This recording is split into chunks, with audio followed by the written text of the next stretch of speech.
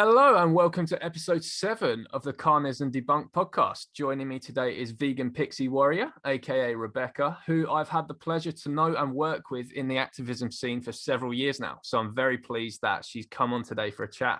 So Rebecca, welcome to the show. Thank you for having me on, George. I'm really privileged to be on your show and talk to you some more about activism. I've missed working with you, and I really enjoyed the last 2.5 years that I have worked with you. Yeah, likewise. It's good to have you on. So I wanted to start by asking you sort of about what your plan is with your YouTube channel and what the focus is on there, because you have quite a unique but much needed goal, as far as I'm aware, with your content. Tell us about that. Well, the goal is not unique. I think the goal is widespread across all vegans. Is I'm aiming for a vegan world. I'm aiming for animal liberation.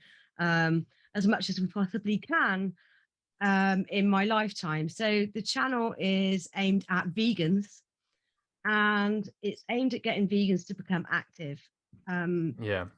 I've been told a few times that, you know, people I've inspired them. People in Bristol have been inspired to get active because of my posts on the Bristol Vegans page and on my own page, and that, you know, they've gone out there and done that. And I thought, well, let's spread this wider. And it actually started with wanting to inspire people to take the Liberation Pledge. But I just thought, why not cross that with all forms of activism? Yeah.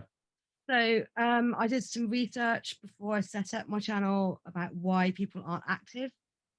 And a few of the reasons were people don't know how to they don't know who to talk to. They don't know how to get in touch with groups or get involved in different forms of activism. Yeah. And there were lots of other reasons as well, but that actually came up quite a lot, which I was shocked by. Yeah, the reason I do think your channel is unique, despite what I know you said a moment ago, it's not that unique, but I do think it's unique because usually vegan YouTube channels and stuff, it's more of like an outward message. It's more like, hey, you should go vegan because and blah, blah, blah. But yours is tackling what I see as a significant problem within the vegan community, which is that not enough people are active. And we see all these surveys and stuff every year, don't we? About, you know, so and so many people in the UK are now vegan and it's snowballing, blah, blah. But where are these people? Because no, and you and I both know that from doing cubes together over the last couple of years, that, you know, the turnout would be, you know, for 1 week, and then I think before lockdown started, we were getting like 22 people a week, which was not a cube, which was really good for us in Bristol. But yeah. I think one of the problems and why these figures get exaggerated so much is the amount of people that self-identify as vegan when they're actually not. And I would actually hazard a guess that the vast majority of people who say that they're vegan actually aren't. Like, do you remember that Bristol yoga and vegan festival we went to, was it a year or two ago? And we had a stall, I remember. And we had maybe 1 or 2 people that came up to the stall and sort of like, yeah, I'm vegan and I love what you guys are doing. Thank you for spreading the vegan message and blah, blah, blah. And then they'd be saying, like, you know, 5 minutes later, it's like, you know, I'm only eating fish twice a week and stuff like that. And we were like, whoa, hold the fuck on. There was that guy. Do you remember you had a conversation with that guy saying he was vegan, but what was he say? What did he say? I forgot. He said something like, I only eat animal products when I'm with family. Yes. And there was also someone there selling, like, because it was all vegan stalls. It was a vegan and yoga festival, and there was loads of vegan stalls.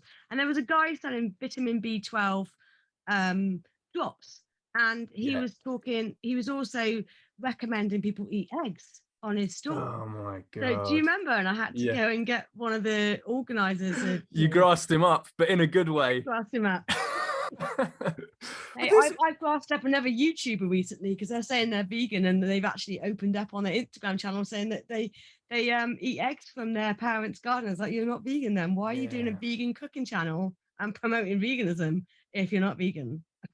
People just don't get it. I think so many quote unquote vegans think that veganism is a diet, and they don't realize that it's a justice movement about leaving animals alone and not commodifying them as resources. And what would you say is, on the whole activism thing, what would you say is the main reason that the actual vegans, the people who are vegan for the right reasons and don't see it as a diet, what do you think is the key thing that's sort of holding them back from being active then?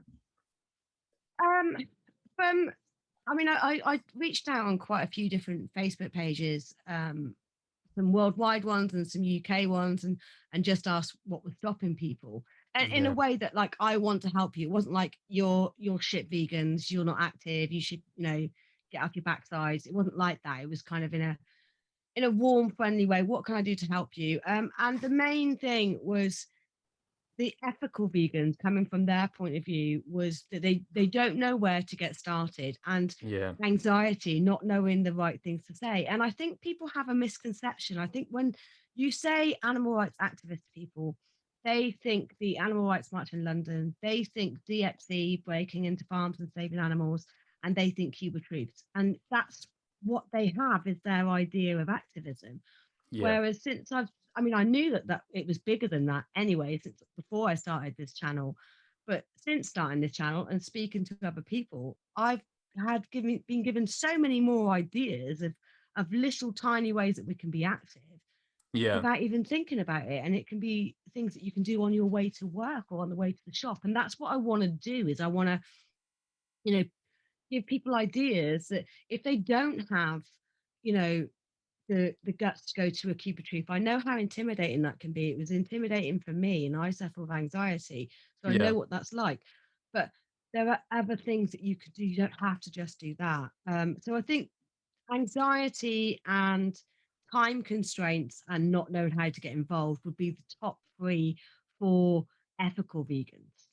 Yeah. And I think there's also a problem of like, I have seen a problem of what I would call activism shaming with inside the movement, where there's people who say, Definitely. "Oh, this isn't activism," Yes.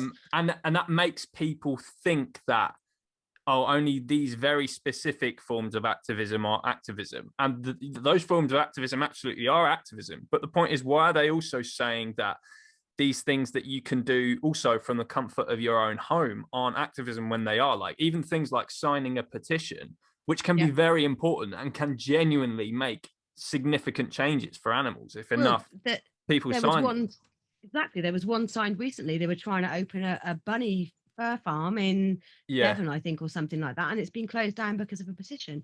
So yes, these things are important. You're right, George. I agree. I Yeah. mean, have you been shamed yourself with regards to saying that your activism isn't the right form, or? Yeah, I think before, yeah, people would say, even though I do various forms of activism, people would say, it would, to be fair, it was more so a few years ago. I think people are like becoming more sort of awake to the fact that any form of activism is activism. But I mean, I do remember a few years ago, like maybe some people saying stuff like, oh, posting statuses and stuff is slacktivism, it's not activism and stuff like that, that kind of thing. And yeah, if anything, this is just it's just gonna create this idea that in order to be an activist, you have to do these very specific things that some people might be a bit shy or intimidated to do, or some people might not. There are many people who have certain time constraints. Like I know people, for example, who work. I know people who work literally 7 days a week. Mm, They might have two jobs and they work 7 days a week, and the only actual activism they can do is when they get home, or yeah, putting a few stickers on lampposts and stuff on their way to work.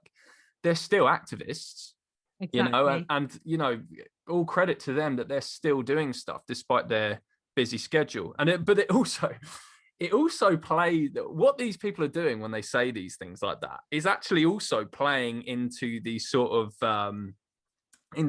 the woke agenda's hand when they say this, the anti-vegan woke agenda that I'm talking about, when people say Yeah. stuff like, you vegans are privileged because disabled people can't do activism and stuff like that. And it's like, well, actually, no, disabled people can do activism, because even if you Of course can't they get out and can. about easily, or if you need to have a carer and stuff like that, you can still do activism from your living room.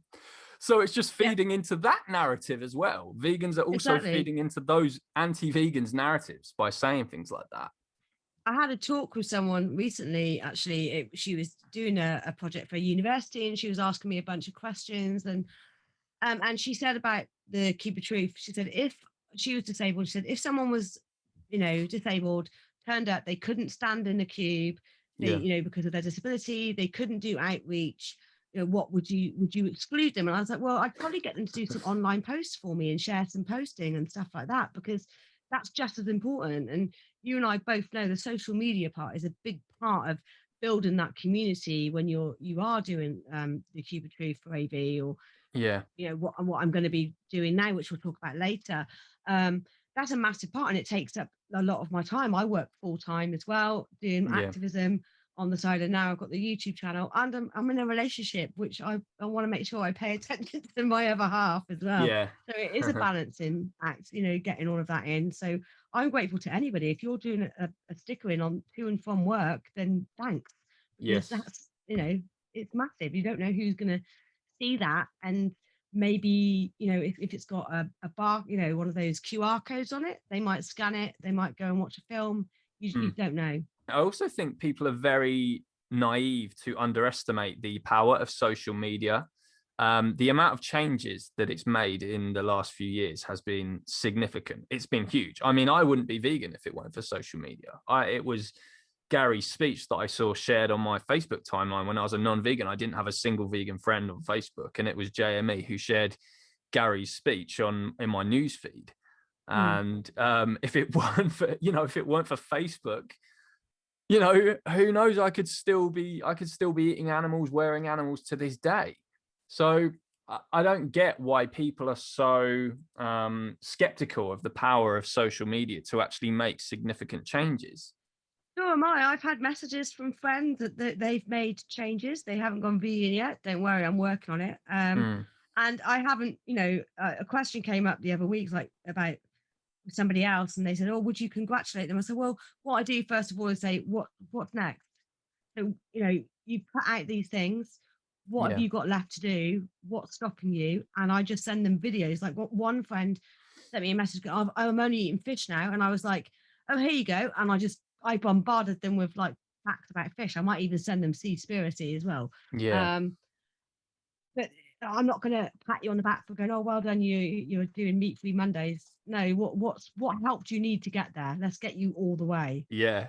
And it's I think we're so blessed as well to be living at a time when we can just instantly prove something or disprove something.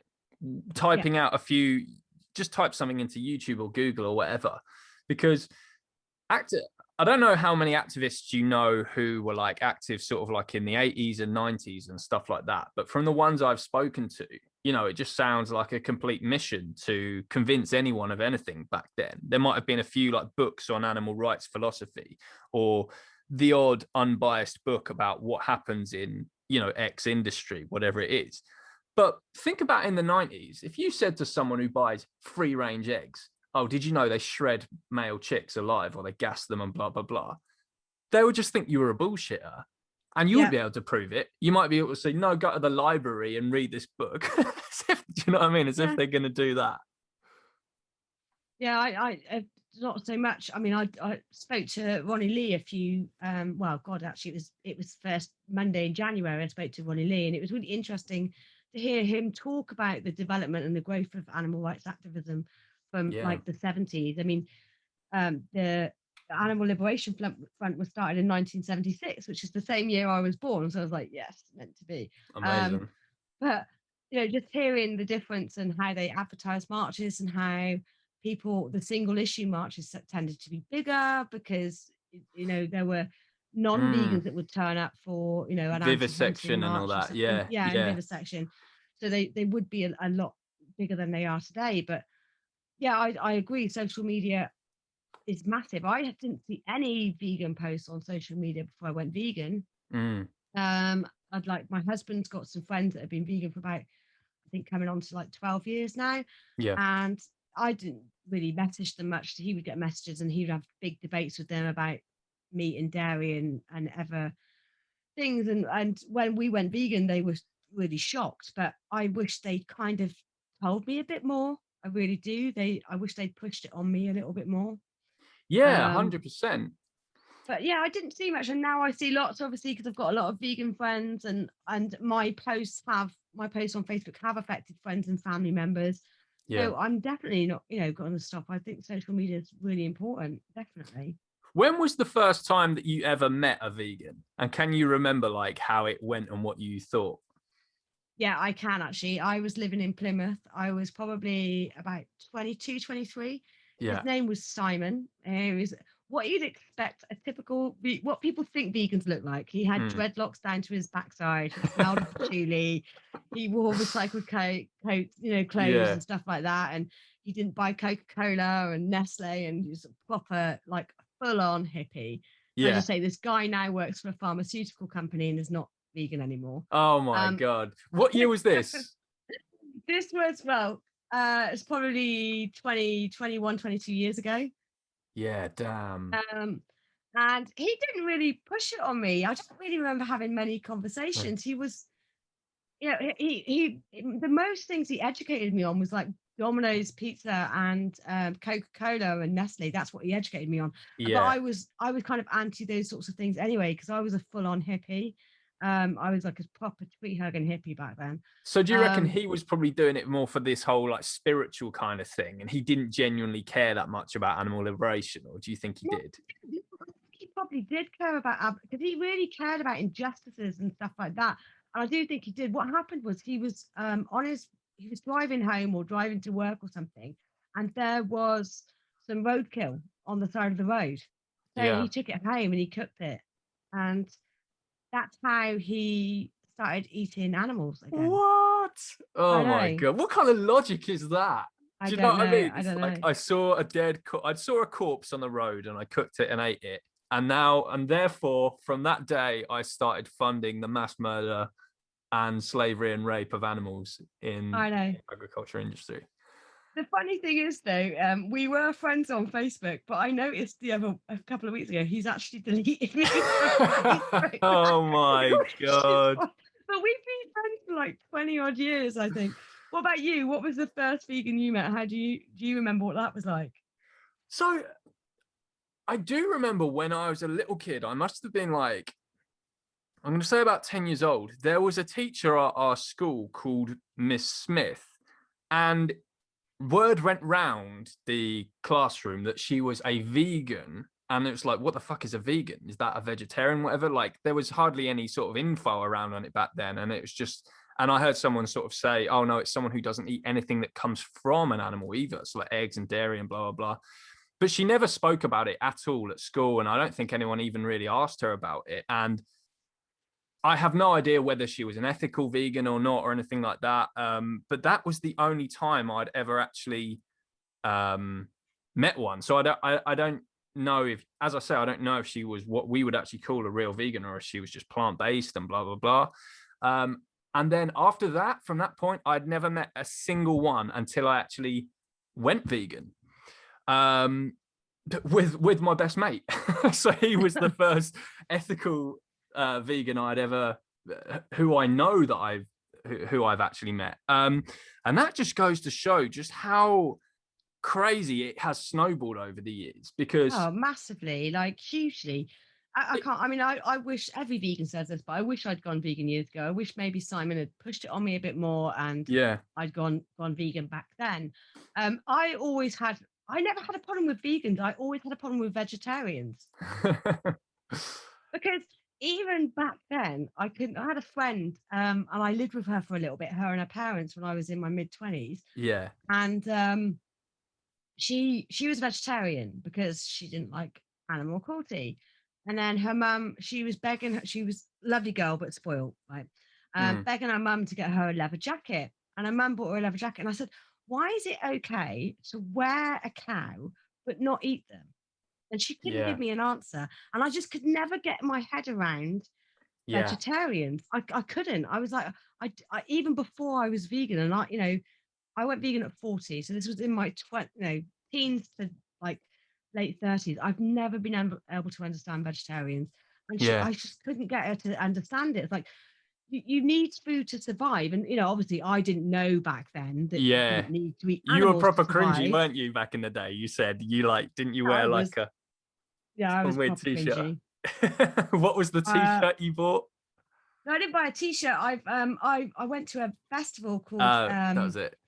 it was Grill Stock. It used to be a barbecue festival in Bristol where they had barbecue competitions, and people would come from all over the world to win these barbecue competitions. And got close to the people from Plymouth because I used to live there, and Yeah. they would give us all their the prize, all the competition meat when they do like ribs, and they'd only send a certain amount of ribs out. They'd give me and my husband the rest of the ribs.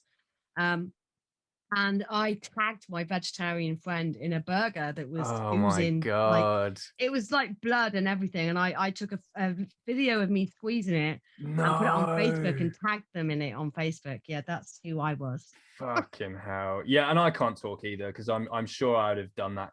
I'm pretty sure I did do that sort of cringy shit back in the day as well. And Yeah. all the yeah, I'm sure there would have been plenty of excuses. But again, always against vegetarianism because I hadn't come across veganism. And that was another thing I'm gonna say actually. Like even on my uni campus, I didn't hear the word vegan mentioned at my uni once. I went to uni between 2007 and 2010. So not even that long ago, right? No. But it wasn't even mentioned once. The word didn't even, I didn't see the word appear on the campus anywhere. Imagine that now at a university. Imagine going to university now in the UK and you don't meet a single vegan. You don't see the word vegan anywhere. The only time I ever heard it through uni is watching The Simpsons in that episode where the guy says, "I'm a level 5 vegan." It was just like a bit of I a haven't seen that one. I'll have to have a look at it. yeah. That was the only time I'd ever heard about it, and that just shows that since then, just boom, it's just like massively snowballed out of nowhere, and we've got all these.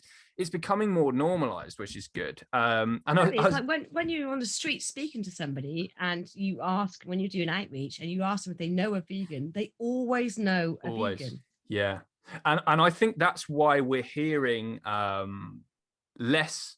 This is my observation. I don't know if you agree, actually.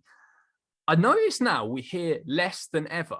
I haven't heard it in ages, actually. The where do you get your protein thing? Because I don't know about you, but I would hear that every day when I first went vegan. Every new person I met and they found out I was a vegan, first question, boom, where do you get your protein? It was always that eye-rolling question. I haven't heard that asked to me in years now. And I think that thing that you mentioned is the reason. I think it's because everyone now knows a vegan. Everyone has a vegan friend or family member. And as a result of that, they know that because these people are now living proof to them. They're in their life and they say, oh, well, obviously you can get protein from other things. And that's helping so much that because more and more people are going vegan, it's kind of busting the myths as it goes along. Yeah, I try to think if I have when the last time I was asked about protein. Yeah. I don't really remember, to be honest. I mean, I haven't done much activism in the last year, obviously, because of lockdown. Yeah. I can't really think. B12 is the one that comes up all the time. B12 Yeah. and and the whole but we've always done it. That's the ones that I think I get the most. What about you? What are the ones that you get the most, apart from obviously protein when you used to get it? Nowadays, it tends to be plants and lions, I think. Oh, and I think a very popular one now, because I think a lot of people have sort of seen this as veganism's like Achilles heel, is the crop harvesting one. I'm seeing that a lot now. Animals die and crop. Yeah. Because finally it feels like they've really got something. Because before I think it was a bit kind of like wishy-washy excuses. But this one, I think people really feel that, we've got you vegans. And some people might actually genuinely think that it is ethically the same to buy crops that may or may not have crop deaths involved. And Piers Morgan was the first person to say that as well. Was it Piers? I don't think he was maybe one of the people that sort of popularized it and made it quite mainstream to say this argument. But I think like on TV, maybe before that, I think QI mentioned something about it. Like I think they did an episode where they said, oh, avocado's vegan. And they kind of said, no, avocados aren't vegan because, and then they talked about some kind of, Yeah, maybe something to do with bees and stuff Yeah, as that well. was the Because bees. And it's like broccoli's not vegan either because it, that needs to be, you know, propagated and yeah, stuff. So, you're using bees and this and the other, the bees thing. And in fact, I got not long after that episode went out, I got questioned about bees. yeah. And I gave the best answer I could, but I didn't know everything. So I just went home and just watched loads of bee stuff and then went back. And the next time when it came up, I knew what to say. What is your answer to the bees one, actually? Because this is definitely one of the tricky ones. Like, I guess I would go along the route of like the whole practicable and possible thing, and this is just like we don't know every time when bees are used in this kind of thing, and if we shift towards a vegan world, we will like find alternative methods and stuff. But what do you tend to say to this whole bees argument? So I tend to say that one, yeah, like you said, we don't live in a vegan world at the moment. Yeah. That you can't force bees to pollinate. Mm-hmm. You can let them out, but there's no way of forcing them. Yeah. And that the death of bees is because of the common honeybee. So actually, if we stop doing this and just let all the other species of bees, come back and get their strength, the common, all the other ones are getting diseases from Mm. the honeybee. So we've caused that problem in the first place by moving this food around the world and growing it in abnormal times and Yeah. abnormal seasons. So actually with the vegan world that wouldn't happen so much because you've got, hopefully we'll have vertical farming as Yeah. well, which will help. But if we get rid of honey and then the honeybee dies out, then we won't have the problem because the bees will be able to naturally go over and do their thing.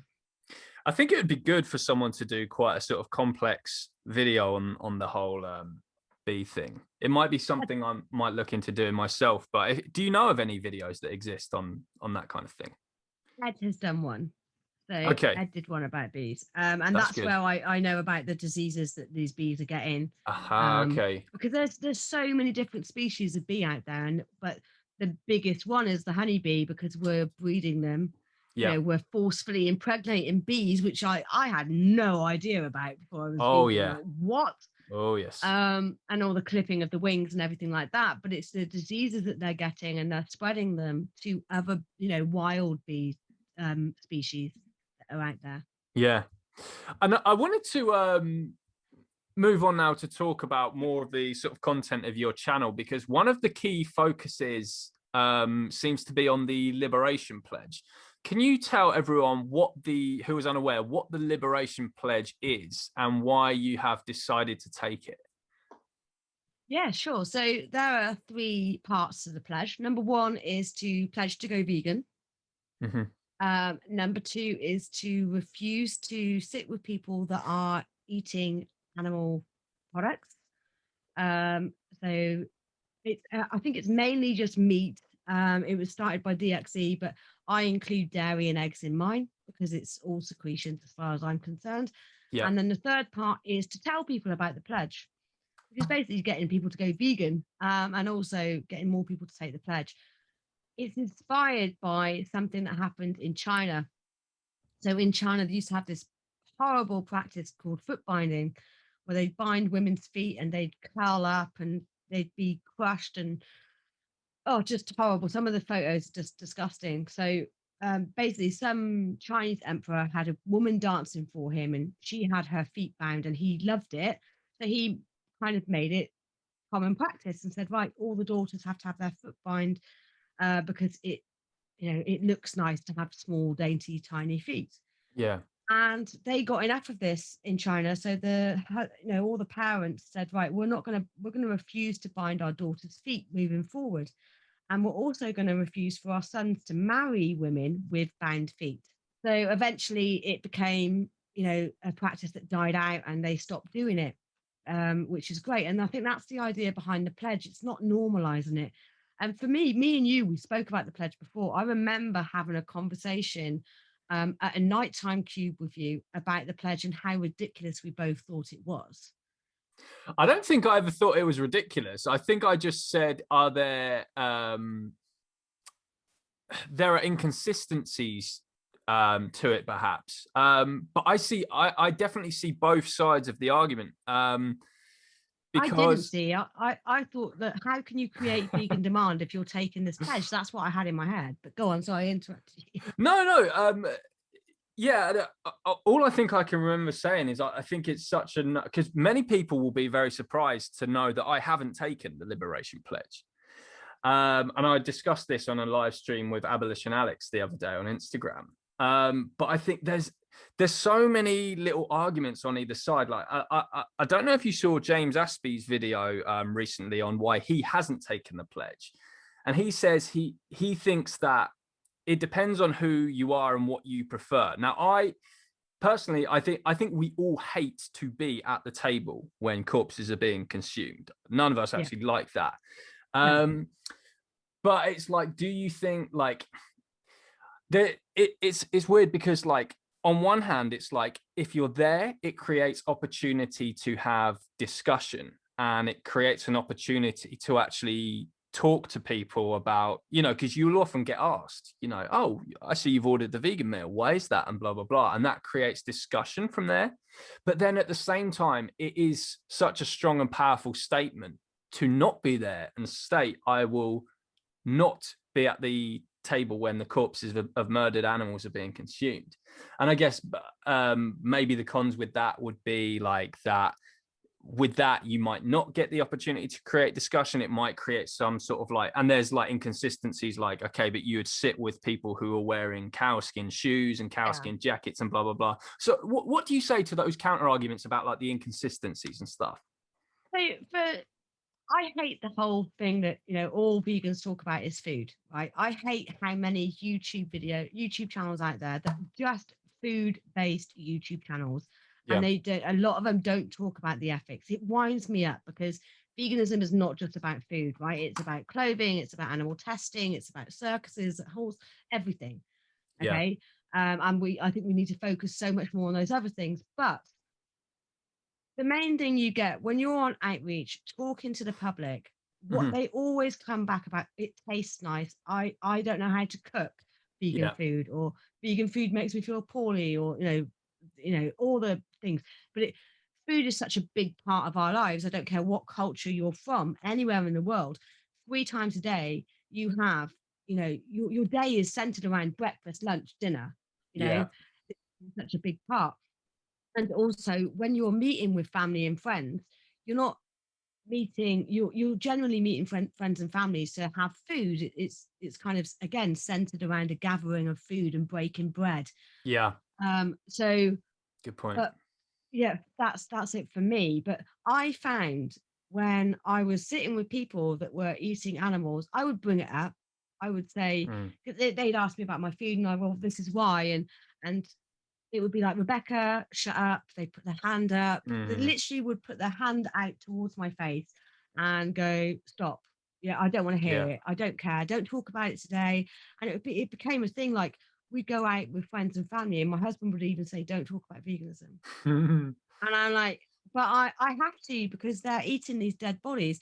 And also, I mean, the turning point for me was the Animal Rights March 2019. I stayed with a mutual friend of ours, Mark, Yep. who you used to run the cubes with in London, and he put me up and he had a bracelet on. And we were talking for ages. And the inconsistency for me is, I'm out on the street and I'm telling perfect strangers that it's not okay. What they're Yeah. doing when they're paying for these animals' bodies to be put in front of them in a supermarket is not okay. And when they're putting them on their back, they're wearing them, it's not okay. And I'm asking perfect strangers to go vegan. And then I'm going out with family and friends, and I'm sitting there and they're eating animals in front of me. It's like, oh, it's okay for you to do it though, and to me that was the inconsistency. And I struggled emotionally as well, like after watching the footage every day at a cube, and going to vigils, and seeing the animals. And I would sit in front of people eating animals, and I would see that chicken being dragged through that water bath, and electrocuted and having her throat slit. That's what I would see when people were eating chicken in front of me. Of Or, course. Yeah. Yeah. when it was beef, I would see that cow having a baby cut out of her womb while she was strung up in a slaughterhouse, and the baby. That's what I would see. I would see all these awful images in my head, because when you're an animal rights activist, unfortunately, that's what you're faced with a lot of the time, depending on what activism that you do, of course. And Yeah. that was, yeah, I found like I was contradicting myself. I was being inconsistent as an animal rights activist, letting my family and friends off the hook, but not letting complete strangers off the hook. And So that, well, how has it worked out for you so far? Like when you've like decided not to sit at the table with friends and family and stuff, and you've said, I've taken this pledge and I refuse to sit with you if you in this, like, can you tell us like about some of the stuff that happens? Have you got any like stories about stuff kind of like that? yeah, certainly. I mean, I've shared some of them on my channel as well, but Yeah. so there's only been one time that I've actually refused to sit down, because the other times I've warned people beforehand and I've said, right, Yeah. we're going to go and have food. I would prefer it if you didn't eat animals. I've taken this pledge. I find this really upsetting, and I wouldn't ask you to sit. I put it to them: would you sit where a dog was being eaten at the table? Yeah. And that's how I feel about all animals. If you feel like that about just one type of animal. Yeah. Um, but it was my brother, actually. I had a really good experience with him. I went up to see him in November 2019. They were fantastic. He covered up all the animal products in the fridge because he was worried it would upset me. Him, his girlfriend, and his two kids ate vegan the whole weekend. Wow. His eldest had vegan ice cream. We didn't tell his eldest he was eating vegan because he was like 8 years old, and kids are quite fussy. He was like, "Oh, Oh it's yeah. vegan food." Yeah. And Yeah. then we even had, on the last day, we went to this little pub for lunch before we went, and he had a plant-based burger, but we took the plant-based flag out of it, and he was going, like it's nice and meaty now. And then at the end of it, we were like, mate, you just ate a vegan burger. And he was like, what happened? And we gave him ice cream. He was like, that's the best ice cream I've ever had. It's like, Yeah. but that's vegan ice cream. And he was like, what? He was like flabbergasted. It was like a scene from Home Alone. He put his Yeah. hands Yeah. against his face. And then the next time we went up, it was my brother's birthday. And my stepmother was there, his mum, and her daughter as well, who's got special needs. And they were sitting around the table, and they'd ordered animal products. So me and Dan, when their food came out, we took our plates and we just sat on a separate table. Yeah. And then I did my first video on my YouTube channel about why I'd taken the pledge, and my brother watched it and he was devastated. He was devastated that this was how it affected me, sitting and watching people eat animals. Yeah. And he said, if I'd have known, if I'd have realized, and I did explain it to him, and I thought I had got it across, but maybe I hadn't been clear enough about it. But he said, I would rather have you sat at the table and have that shared family experience with you than you sit somewhere else and be upset. So, Yeah. it's been mixed, but that's another reason I want to share these stories on my YouTube channel, so that people can go, okay, well, I wondered how I would do in that situation. And it's not always easy. It's not. Sometimes it is difficult.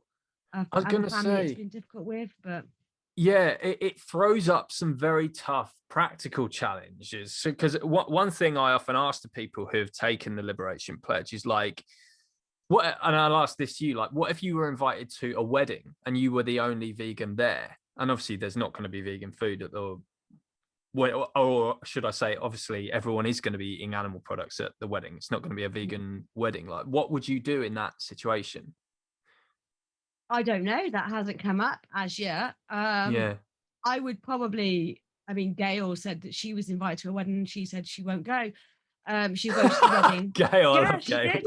She said she'd go to the ceremony and then go to the Oh party my god. afterwards, but she'd miss the food bit. And I'd probably do the same thing. Oh Um, yeah, yeah. it it was my Skip friend's the. birthday last year, and she had a barbecue. And I said, "Well, let me know when the barbecue's over, and I'll come round after." Yeah. So I went round afterwards, and then we had some other friends up from London, mates from uni, and they were all going around to a friend's house that lives locally. And he phoned me up and said, I really want to see you because we're up from London for a couple of days. But I'm letting you know now we're having a barbecue. And Yeah. which was really nice of him to say. So again, he messaged me and said, right, we're packing at the barbecue now. So then we drove over there and went to their house after it was done. Yeah. So But do you remember we came back after Christmas, and it was my last Christmas with my mum, with animals being served. Yeah. And I said to you that my family would rather have animals on the table than me at the table. Wow. Remember that? Yeah. Because I said about that was the last Christmas I ate with people eating meat. And Yeah. I said, oh, if my husband's family live abroad, I said, if they come over from abroad for Yeah. Christmas, we should hire a big house. Dan and I will do all the cooking because we love cooking together, and we love making Christmas dinner together because it's just such a brilliant challenge and making all these beautiful vegan foods. And my stepfather said, no, it wouldn't be Christmas without a turkey on the table. And I told you that I remember we were sat waiting for people to turn up to a queue, and I said it's a shame that my family would rather have animals. They'd rather, you know, go with meat and not go without me, if that makes sense. Have I said that right? Yeah, absolutely. That's a very eloquent way of putting it, and just shows how what an addiction this is for Yeah. people. And this is one of the reasons, I really admire everyone who's taken the pledge, because the amount of practical difficulties it throws up is crazy. Because so many moments in our life are based around food, meeting Yeah. family and friends, or this holiday you have this dead animal on the table, and this holiday and this occasion you have this dead animal or this animal secretion or whatever it is. It's like Yeah. the amount of things we base in our lives around sitting around the table and food and stuff. So again, I think it's such a noble and good thing to do, to take the liberation pledge. Again, at the moment, I guess I'm kind of on James Aspey's wavelength when he says, I think it's best to do what suits you. If you think that the best thing for you to do is take the pledge, do that. However, if you prefer to actually be at the table and being able to discuss it and see that as opportunity, seize that opportunity as well. Yeah, Um, but that's the thing with the pledge. You can still discuss it at the yeah, table. So yeah, when I'm having a vegan meal with non-vegans, yeah, with these carnies, and they're sat there eating vegan food in front of me. So that's the other thing. It's like, oh, they get to try your vegan food. It's like, why should they try my vegan food? Give them the whole plate of vegan food so they can have the whole dish yeah, themselves. And you can still talk about it, because what I've found is, like before I said, I've got into arguments with family and friends at the table when they've been eating animals, because I'm stressed out and pent up and angry that they're doing this in front yeah, of, to these beautiful innocent beings. Whereas when they're eating plant-based, I'm like, well, they ask me questions, and they come to me like, Rebecca, this must be really serious. You actually care a lot about this, because you're going to this extreme where you're refusing to sit with me. So the only way I can spend time with you is to eat vegan food. So tell me yeah, about that. And it's opened up more questions. I haven't got anyone to go vegan from it yet. I do know that there are vegans out there that have taken the pledge, and people have gone vegan because of the pledge. yeah. Um, and I'm hoping to get them on my channel at some point so I can talk about it. But yeah, this is a misconception. It's like you're missing opportunities. No, you're not. You're not, because you can still talk about it.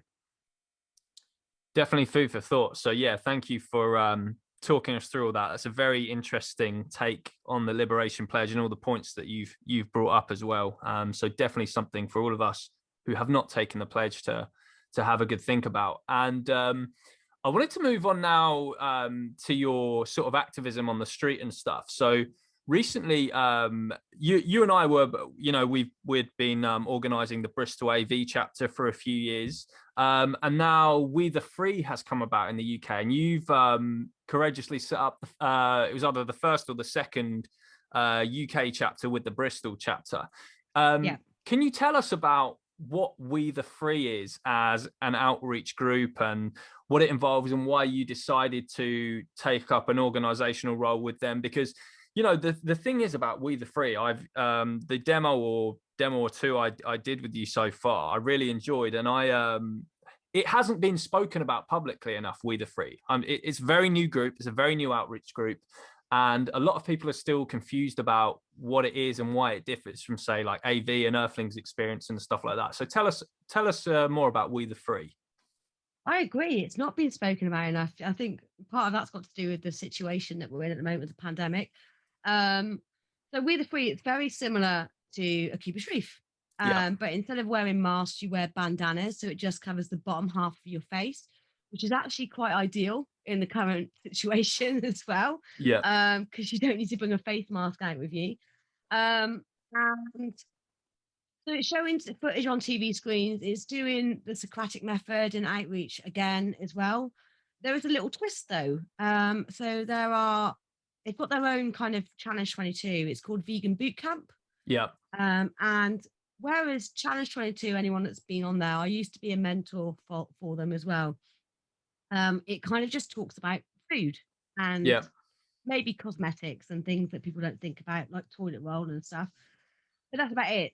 And what the Vegan Boot Camp does is Vegan Boot Camp's got like classes you can do. So as a non-vegan, you can do a little session on animal testing, on building muscle if you're a bodybuilder or a weight trainer or a runner. It's got lots of different bits on there, so it breaks it down as well to just dairy or eggs and little courses. The other great thing is you hand out cards just like you do with AV, with the Cube of Truth. Yeah. But on that card, it just has one website on it, and it's called movies.org, or sorry, freemovies.org. Yeah. And you also have a reference number. So as a volunteer for We the Free, for example, I'm in Bristol, so mine is BRI2 Yeah. as my reference number.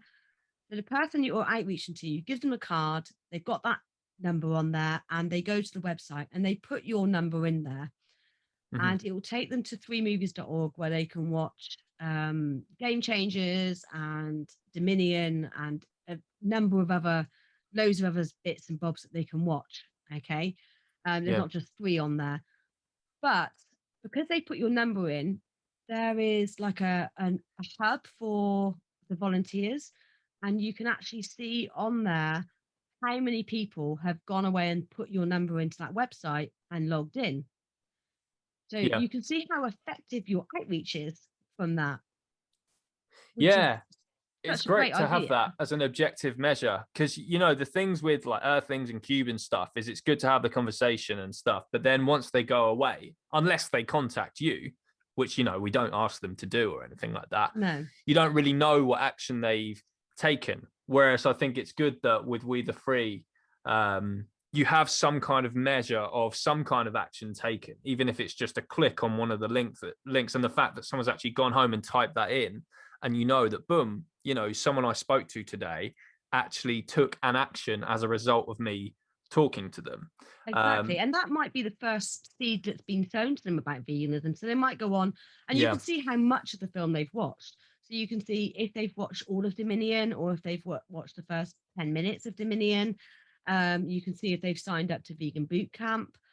So what I love about it as well is you could do one day of outreach and you could try being, an earthling head and being fluffy and nice and calm and sweet and not calling them to action and see how that goes. And if that doesn't go well, the next week you could be a bit more, Joey Carbstrong and in your face and you're an animal abuser and you're paying for this and call them to action more and see how effective that is. Which I believe all those sorts of forms of outreach are good because it might work on one stranger but not on another, another bystander. So I think we Yeah. should try all of them. But the other thing is what was good, and I don't think we ever tried it when we did the Cuba Truth, and I don't know why we didn't think about doing it. But we had vegetarian footage on one of the screens, which was really good. Just for yeah. So if a vegetarian says, "Oh, I'm a vegetarian," you can say, we'll come to this screen here. This is the footage we show just to vegetarians." Exactly. Yeah. And it was just, Yeah. the dairy and the egg industry. And I think as well, there was probably some wool and stuff like that on there as Yeah. obviously vegetarians still wear animals. So that was good. And I spoke to quite a few vegetarians that day. And usually you're standing in front of the screen and you're just having Yeah. to either manually fast forward it and try and find where the bits are. But this way you could just take them around and show them what they're paying for. So that was good. And it also allows things like, right, so let's try chalking around it or handing out leaflets. Is that going to work better? And and there's room to grow, and you can change it and trial it. And what the good Yeah. thing is one, they don't call it chapters, but I'm going to call it chapters for the sake of people that are familiar with AV. Yeah.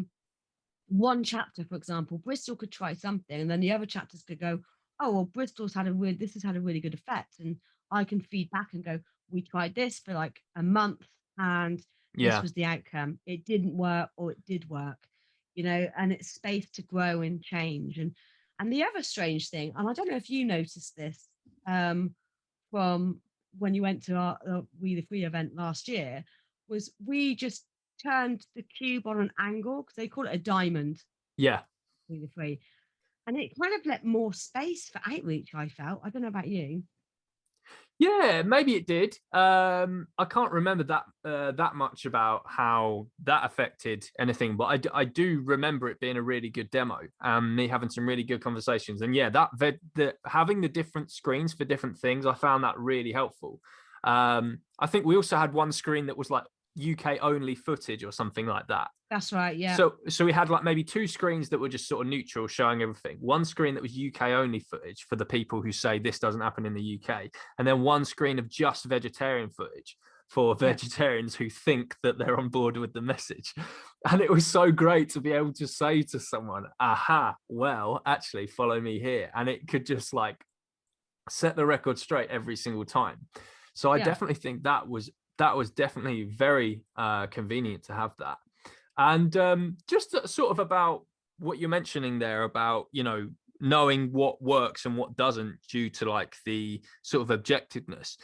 Will there ultimately, as a result of this, do you think be some form of like centralization where they sort of say, okay, well, this is now the prescribed outreach style. This is now this is now the protocol. Or do you think it will always be sort of free flowing and down to each chapter and individual? I think it's always going to be free flowing and down to that chapter as Okay. what works for them, which I think is good, because activism, I mean, we're always, as activists, we are Yeah. always growing and evolving anyway. Like, we're always learning and practicing and trying new things and finding out new things. And I don't believe there's a perfect way to advocate for the animals.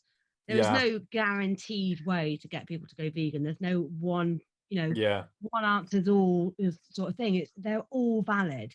Yeah. And that's why I think it's good that it will change. So it's the analytics. And also as well, if you, as an outreacher, sorry, I forgot to mention this earlier, if you're not doing very well, Mhm. and bearing in mind that the only person that sees your numbers is you and the organizer for the chapter. And to be honest with you, I'm not going to go and look at people's numbers unless they want some help with Yeah. it. Yeah. But if you do want help, we the Free are going to be doing workshops on a regular basis. So Yeah. they'll either be on Zoom, or we'll hire out some cafe somewhere and do a workshop there. So there are workshops that you can go to as an activist, and learn your craft and improve yourself and get better at your outreach, which Because is I know, really important. yeah, because of course Alex Bears is one of the people behind We the Free, and he does the Yes. amazing vegan outreach workshops. So I was sort Yes. of wondering, like, is that style and stuff like the AVO style, would that be like the prescribed style, and they say you have to outreach in this way, or is it just going to be free flowing and stuff? But from the sound of it, it's just like that. His sort of workshops and stuff, that's there sort of like as an advice, as guidance, if you need to know how to outreach. I But think that's aside, how they would prefer it, for yeah, people to do it that way. But it's how you're comfortable with doing it. yeah, It's what works for you. And like I've said before, sometimes, and I think I ran one of the workshops that Alex did in Bristol, God, 2019. I can't believe how long ago that was now. yeah. Um, but and it was great, and I definitely learned some things. And I think that active listening and stuff like that, and standing side by side, and the body language, all of that definitely helps. Like, if you're standing facing them, and you're having that discussion, it does turn into more of a debate, and it gets agitated, right? But if you're Yeah. standing side by side and touching their arm a little bit, if you think that they might be comfortable with that as well, obviously not in lockdown in this current situation, but um those sorts of body language and salesmanship skills do work, and it it does go well. But I think for me, I like a mixture of that and a little bit of call to action as well.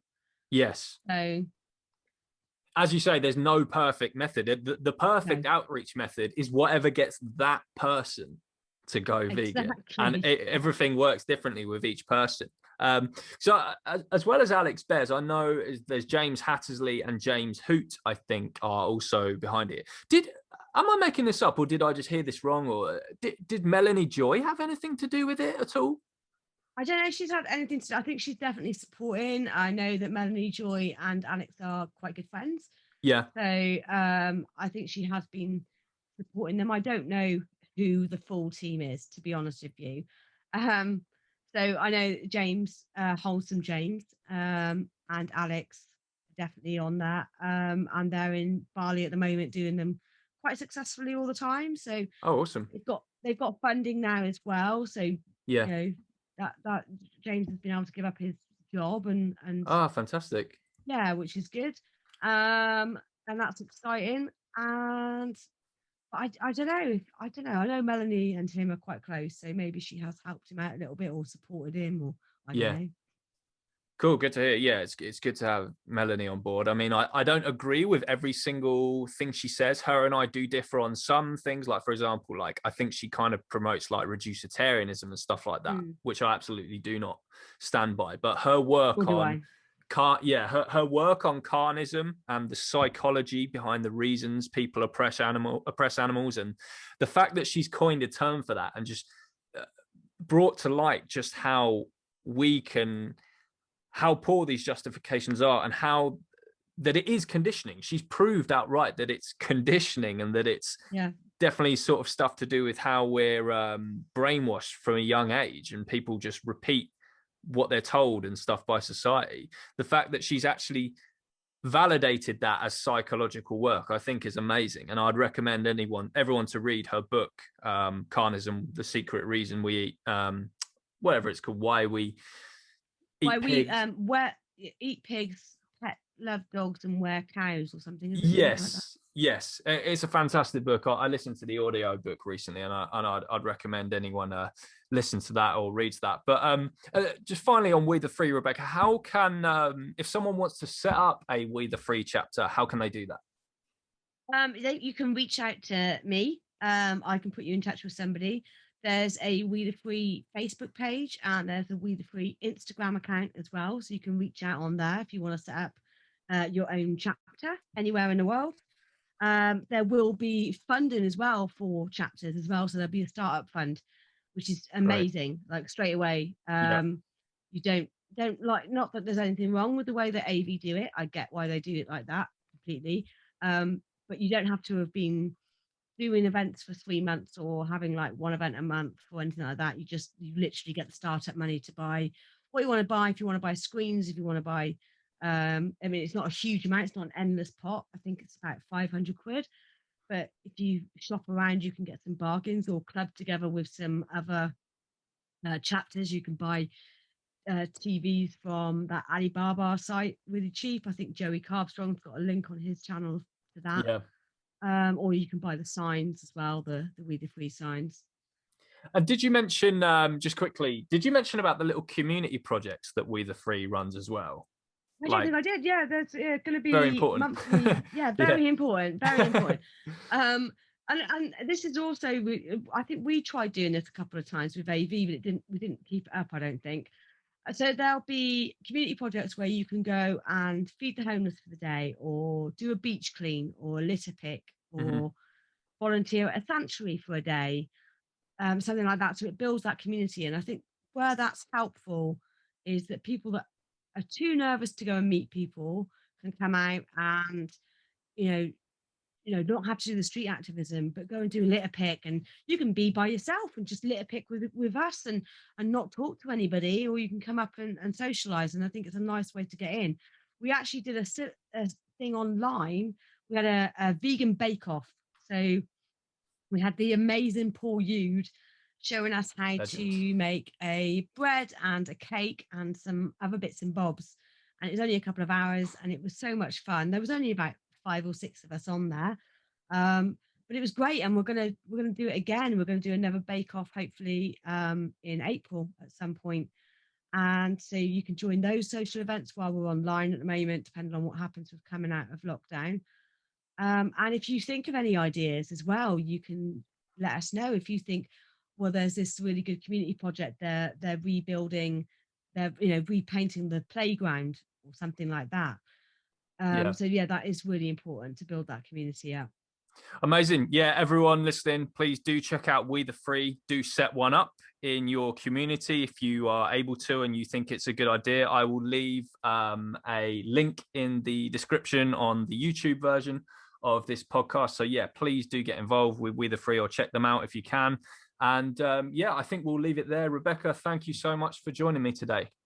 Oh, thanks, George. It's been great talking to you. I've missed our little chats. Good to have you on. Thanks a lot.